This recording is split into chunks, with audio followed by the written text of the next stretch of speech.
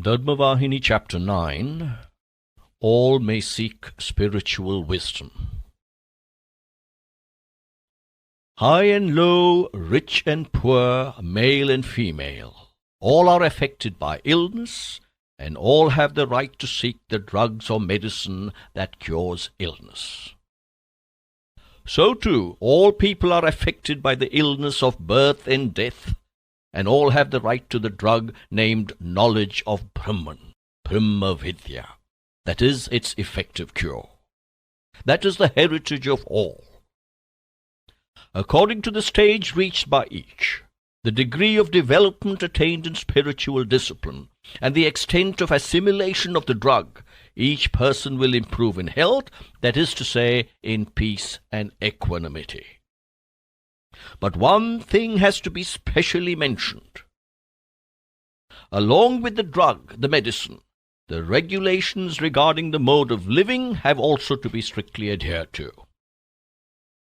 The drug or medication, Brahma consciousness, has to be supplemented and strengthened by the appropriate dharma, as well as by cultivation of devotion, wisdom, and discrimination, bhakti, jnana, and vairagya.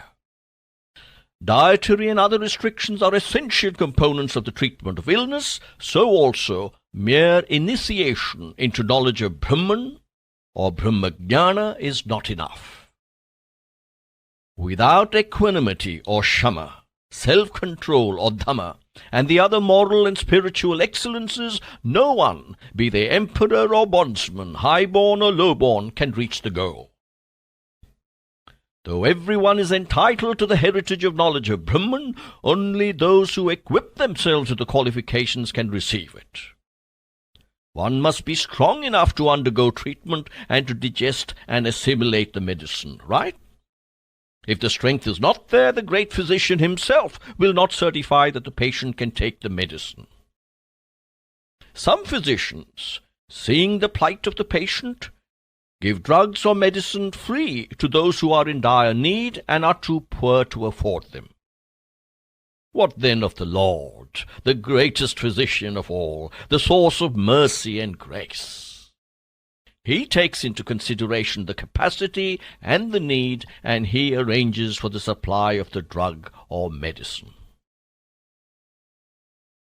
Now there is one question. Are women entitled to seek knowledge of Brahman, that is, Brahma Vidya? This question has already been answered. If women don't deserve this knowledge, how did Vishnumurti teach Bhudevi the mystery of the Gita? How did Parameshwara teach Parvati the Guru Gita? Statements like Dhara spoke, Dharovacha, or Parvati spoke, reveal that Dhara and Parvati took part in the discussions and put questions to clarify the points. The meditational scriptures and the sacred formula scriptures, the Yoga Shastra and the Mantra Shastra, were both taught to Parvati by Ishvara. This must therefore be correct, authorized by the scriptures or Shastras, right? And in the Brihadaranyaka Upanishad, it is mentioned that Yajnavalkya taught the knowledge of Brahman to Maitreyi. The Vedas consist of two parts. The portion on rituals or actions, the Karma Kanda, for beginners, the Ajnani, and the portion on spiritual wisdom, Jnana Kanda, for the wise, the Vijnani. Even when these scriptures are taken into consideration alone, they have two sections.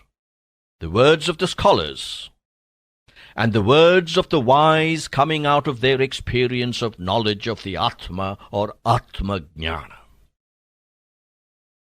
Of these, the words of those who have given up all idea of doership, as a result of their realization of the identity of Brahman and Atma, of those who know and feel that the same Atma is inherent in the multiplicity of life, of those who have lost all distinction between mine and thine, of those who seek the welfare of all animate and inanimate creation, the words of such knowers of Atman alone are genuine and valuable.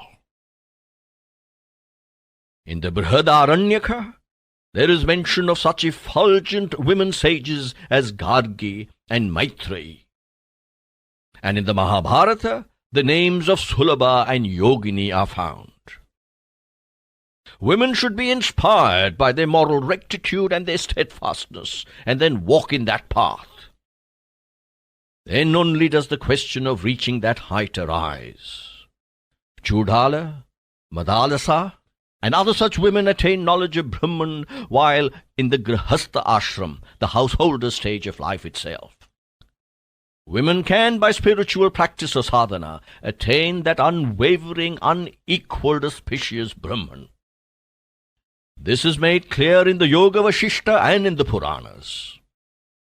Doubts will haunt only those who have not studied the scriptures or shastras properly. Novices, householders, recluses, all among women, have attained the goal by their pure hearts and holy conduct. All women should strive to acquire these too. It is said, the spiritual guide or acharya is 10 times worthier than the teacher of arts and sciences. The father is 10 times worthier than the spiritual guide. The mother is 1,000 times worthier than the father. This is the declaration of Manu in the law text Manu Smriti. This law text is the binding text for all scriptures on Dharma, the Dharma Shastras. It is the very basis, and see what a great honor it pays to the mother. Lakshmi, the patron of wealth, is a female deity. When addressing letters to women, it is customary to begin, to so-and-so who is equal to Lakshmi in every way. Women are entitled to universal respect. Causative appearances of Godhead, like Rama and Krishna, religious teachers like Shankara, Ramanuja and Madhava, bearers of wisdom like Buddha, Jesus Christ and Muhammad, were they not all born of women? Their mothers were embodiments of holy glory, and they gave the world sons who transformed it.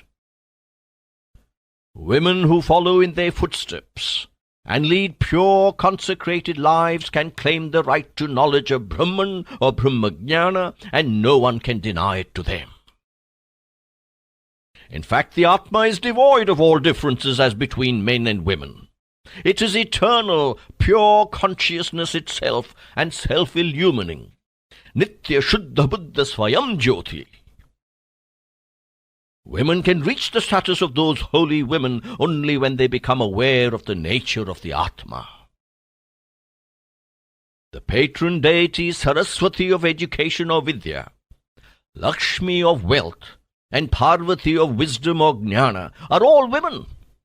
Therefore it is unbelievable that women have no right to spiritual discipline, leading to merger with Brahman and to the final emancipation from bondage. A lion asleep is unaware of its nature. So too, people asleep in the coils of delusion or Maya are not aware of being the splendor-full Atma. In this stage of ignorance, they elaborate more on their prejudices and give their likes the stamp of the scriptures or shastra. The scriptures will not declare so at any time. Scripture is a netra to humanity, an eye, E-Y-E. It is the eye that leads and illumines and guides. Follow its directions. That is one's whole duty. That is the big task before the world today. If the scriptures are fully understood, no doubt will arise, no discussion will be needed.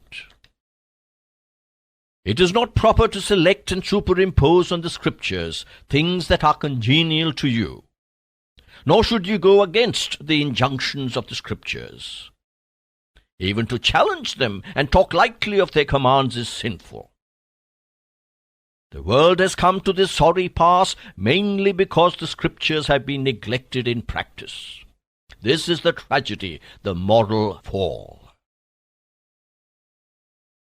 Aspirants for liberation must first practice the rules and restrictions prescribed in the scriptures for the elevation of character and the consecration of feelings. Devoid of this liberating quantum of knowledge of Brahman, Brahmajnana, mere scholarship acquired by laborious perusal of the scriptures is just so much exhausting burden.